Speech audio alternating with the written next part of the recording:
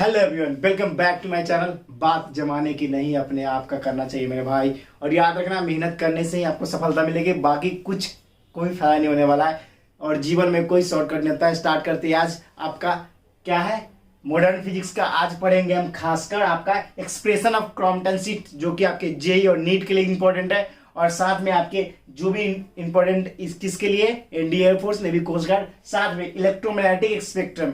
Spectrum इतने important topic जो हर एक एग्जाम में हमेशा 3-4 क्वेश्चन पूछे ही जाते हैं इससे। तो स्टार्ट करते हैं आज का सेशन और ट्रिक्स के साथ याद करवाऊंगा। देखिए, पहला आपका expression for Crompton shift. Crompton shift का एक्सप्रेशन पढ़ेंगे। तो देखिए, सबसे पहले जब वेवलेंथ के बारे में बोले, the Compton shift in wavelength is given by, wavelength given दिया रहेगा तो आपका क्रॉम्पटन शिफ्ट क्या हो जाएगा, del in change in lambda.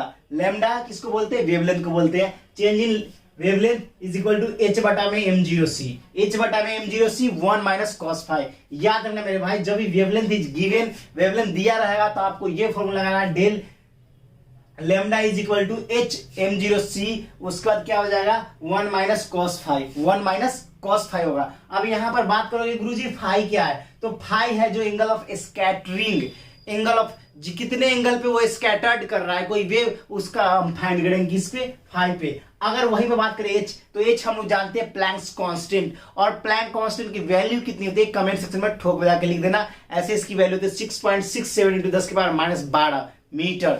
याद रखना है, बहुत इंपॉर्टेंट है, एग्जाम में कभी कभी h की वैल्यू नहीं दी जाती है।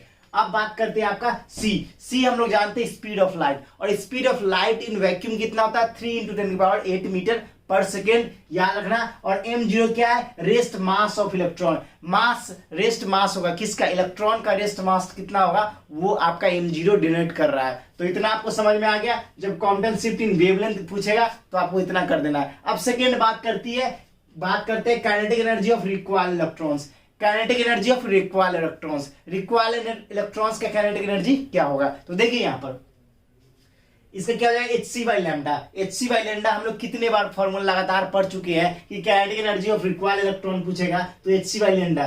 तो देखो यहाँ पर hc बाई लैम्डा डैश ले सकते हैं, मान लेते हैं लैम्डा को लैम्डा डैश, कोई दिक्कत की बात नहीं है, उतना तो हमें समझ में आता है सर।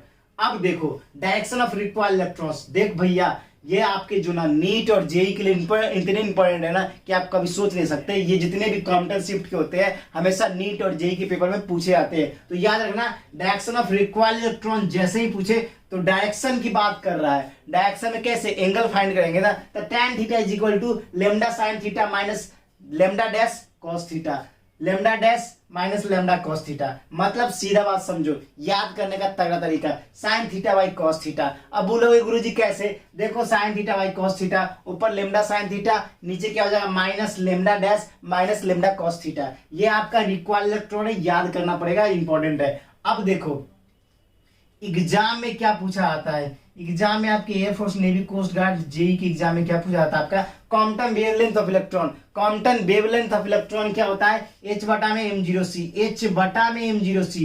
तो h बटा में m0c का मान कितना, 0.024 एंगस्ट्रॉम, 0.024 एंगस्ट्रॉम, 0.024 एंगस्ट्रॉम। याद रखना, Crompton wavelength of electron, electron में क्रॉम्पटन वेवलेंथ कितना होता है भाई, 0.024 एंगस्ट्रॉम। याद रखना, बहुत ज्यादा इंपॉर्टेंट है। अब बात करते हैं इलेक्ट्रोमैग्नेटिक स्पेक्ट्रम, ऐसा स्पेक्ट्रम जो आपके दिमाग में, जिगर में हमेशा पेपर में पूछा आता है, और ये आपको दिमाग में डालना बहुत ज्यादा जरूरी है। देखिए क्वांटम स्पेक्ट्रम सबसे पहले होता क्या है वो देखिए।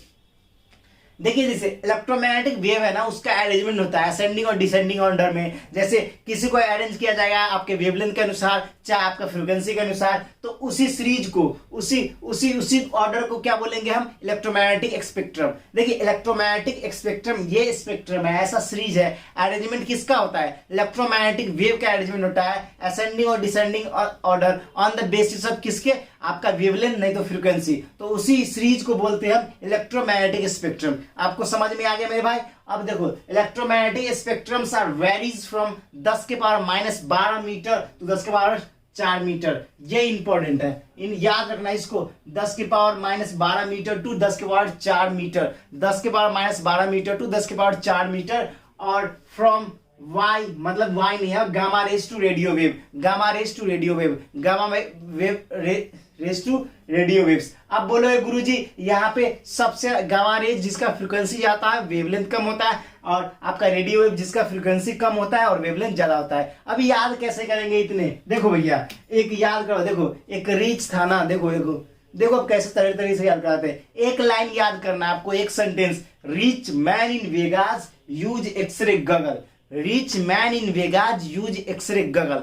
Rich man in Vegas use x ray goggle. तो देखो आर से होता है रेडियो वेव जिसका वेवलेंथ सबसे ज्यादा होता है, और इसको मैंने अरेंज किया किस में पता है आपको? आपको अरेंज किया मैंने डिसेंडिंग ऑर्डर में। डिसेंडिंग ऑर्डर मतलब कहने का पहले जिसका वेवलेंथ ज्यादा होगा ना, वेवलेंथ के कंपैरिजन में मैंने अरेंज किया है। तो देखो rich man in Vegas use x ray goggle, R for radio wave, M for microwave, in मतलब infrared, rich man in Vegas, V for visual ray, और यू फॉर अल्ट्रावायलेट, और एक्स मतलब एक्स यूज एक्सरे गगल। तो x-ray का क्या हो जाएगा? X ray, और गगल का हो जाएगा क्या? Gamma ray. तो यहां पर आपको बात ये रखना है कि रिच से रेडियो वेव, रेडियो वेव का सबसे ज्यादा वेवलेंथ होगा मेरे भाई। वेवलेंथ सबसे मैक्सिमम किसका होगा? Radio wave. अगर पूछे फ्रीक्वेंसी मिनिमम किसका होगा? Radio wave.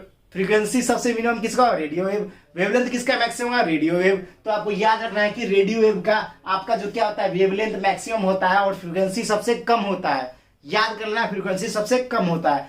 अगर बात करते हैं फिर rich man in Vegas use x ray goggle, ठीक है।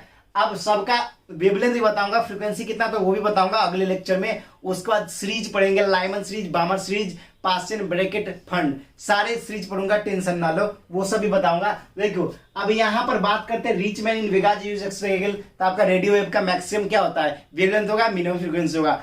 अगर वही में बात करेंगे गगल का, जो गगल लगाता है ना उसका फ्रीक्वेंसी आता है, दूर से लोग उसको देख लेते हैं भैया गगल लगा रखा है, तो उसका क्या हो जाएगा? उसका फ्रीक्वेंसी ज्यादा होगा, उसका फ्रीक्वेंसी अट्रैक्शन किसी के प्रति ज्यादा होगा, कोई भी जल्दी अट्रैक्ट हो जाएगा, चश्मा पहन रखा है। तो याद रखना आपको गगल जो होगा उसका फ्रीक्वेंसी ज्यादा होगा, और साथ में जिसको बोलेंगे गामा रे, और उसकी वेवलेंथ जो होगी सबसे कम होगी। वेवलेंथ कम होगा, उसके अंदर शक्ति नहीं होगा भाई, शक्ति नहीं है, मगर चश्मा पहन के आया ना इसलिए, तो उसके पास क्या होगा? फ्रीक्वेंसी ज्यादा होगा। ये ध्यान रख लेना। तो आपको ये समझ में आ गया कि rich man in Vegas use x ray goggle मतलब रिच मतलब किस में रिच है? जिसका वेवलेंथ ज्यादा हो रेडियो वेव का और फ्रीक्वेंसी कम हो। और गगल की बात करेंगे तो उसके पास फ्रीक्वेंसी ज्यादा होगा और वेवलेंथ सबसे कम होगा। तो याद रखना यही। तो आर से जी जाओगे तो क्या हो जाएगा? आपका maximum wavelength to minimum wavelength, मतलब मैक्सिमम वेवलेंथ से लेकर मिनिमम वेवलेंथ तक जाओगे, चाहे मैक्सिमम फ्रीक्वेंसी बोल सकते हो। और जी से आ जाओगे तो जी का होता है क्या? गूगल, उसको गामा रे, तो उसका क्या हो जाएगा? आपका मैक्सिमम फ्रीक्वेंसी हो जाएगा और आपका रेडियो वेव का मिनिमम फ्रीक्वेंसी हो जाएगा। तो देखिए यही चीज है, यही ट्रिक्स है जो आपको एग्जाम में कितने नंबर दिलवाएगा पूरे आपके हर एक एग्जाम के लिए मोस्ट इंपोर्टेंट है। तो दोस्तों आपको ये लेक्चर कैसा लगा कमेंट सेक्शन जरूर बताना। और भाई मेहनत करता हूं तो आपको ये चीज देखते रहना कि आपको ट्रिक्स अगर पसंद आए तो मेरे चैनल को लाइक, सब्सक्राइब और शेयर बिल्कुल ठोक देना। और दोस्तों साथ में याद रखना ये सारे कमेंट सेक्शन में लिखना कि आपको वीडियो का कौन सा पार्ट अच्छा लगा। तो फिर मिलते हैं नेक्स्ट वीडियो में। और मुझे इंस्टाग्राम पे भी फॉलो कर सकते हो, स्टडी विद बैचलर सर्च करके। फिर मिलते हैं नेक्स्ट वीडियो में। फिलहाल इतना ही। जय हिंद, जय भारत, वंदे मातरम।